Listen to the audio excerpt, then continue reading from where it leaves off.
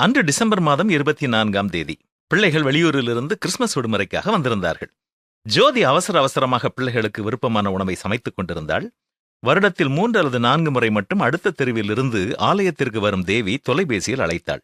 அக்கா, நாளை காலை ஆலயத்திற்கு செல்லும்போது காலை 4 மணிக்கு உங்கள் தெருமுனையில் இருக்கும் கடை முன்பு வந்து நிற்பேன். என்னையும் கூட்டிச் செல்ல மறந்து விடாதீர்கள் என்றாள் தேவி. சரி தேவி என்று கூறிவிட்டு கடகடவென்று வேலைகளை எல்லாம் முடித்தாள் ஜோதி. அடுத்த நாள் காலை 4 மணிக்கு திட்டமிட்டபடி 2 குடும்பங்களும் சந்தித்துக் கொண்டன. அன்றுதான் ஆலயத்திற்கு வரும் சிலரால் ஆலயம் நிரம்பிவிடும். எனவே வேக வேகமாக நடக்க ஆரம்பித்தார்கள். சுமார் 5 நிமிடங்கள் நடந்திருப்பார்கள். சாலையின் இருளான அடுத்த பக்கம் யாரோ படுத்திருப்பது போல தெரிந்தது. பதறிப்போன ஜோதியினுடைய கணவர், ஐயோ, யாரோ விழுந்து கிடக்கிறார்களே என்றார். இப்படி குடித்துவிட்டு விழுந்து கிடக்கும் எல்லோரையும் நீங்கள் கவனிக்கச் சென்றால் நீங்கள் பண்டிகை ஆராதனைக்கு செல்லவே முடியாது. வாங்க வாங்க, சீக்கிரம் போகலாம் என்றாள் தேவி. கல்லூரியிலிருந்து வந்திருந்த மகன் இடைமறித்து, இல்லைப்பா, நம்ம இவர் ஏன் படுத்திருக்கிறார் என்று பார்ப்போம்பா, வாங்க என்று சொல்லி அழைத்தான். மற்றவர்கள் சற்று நிற்க தகப்பனும் மகனும் விழுந்து கிடந்தவர் அருகில் போய் பார்த்தார்கள். அச்சச்சோ, தலையில தான் அடிபட்டு இருக்கிறது, நீங்க நடந்து கோயிலுக்கு போங்க, நாங்க இவரை ஆஸ்பத்திரியில் சேர்த்துட்டு வர்றோம் என்று சொல்லிவிட்டு தகப்பன் 108க்கு தகவல் கொடுத்தார். தகப்பனும் மகனும் கீழே விழுந்து கிடந்தவரை தூக்கி பார்த்த பொழுது அவருடைய தலையிலிருந்து அதிகமான இரத்தம் வடிந்து கொண்டிருந்தது. சற்று முன்னர் தான் விபத்து ஏற்பட்டிருக்க வேண்டும் என்பதை உறுதி செய்தார்கள். அவரை தூக்கி மடியில் வைக்க முயற்சித்த பொழுது மகனுடைய புதிய சட்டை இரத்தக்கரைப்பட்டது. சிறிது நேரத்தில் 108ம் வந்தது. அதில் அவரை ஏற்றிய பொழுது நீங்களும் கட்டாயம் வரவேண்டும் என்று 108ல் வந்தவர் கூறவே 2 பேரும் மருத்துவமனைக்கு சென்றார்கள்.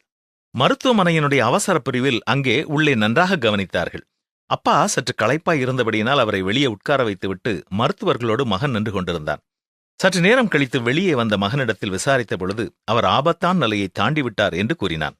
சுமார் 30 நிமிடங்களில் தேவியும் கணவரும் பரபரப்போடு ஆஸ்பத்திரிக்குள்ளே ஓடி வந்தார்கள்.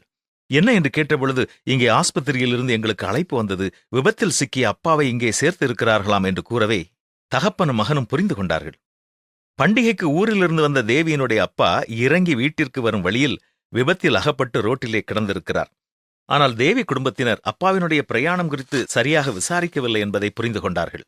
பதட்டத்தோடு தேவியும் கணவரும் உள்ளே போய் அவர்கள் அப்பாவையும் டாக்டரையும் பார்த்துவிட்டு வெளியே வந்த அந்த வாலிபனின் கையை பற்றி பிடித்துக் கொண்டு, தம்பி, உனக்கு எப்படி நன்றி சொல்வதென்றே தெரியவில்லை. நீ ரத்தம் கொடுக்கவில்லை என்று சொன்னால் அப்பா பிழைத்திருக்க மாட்டார்கள் என்று டாக்டர் கூறினார்.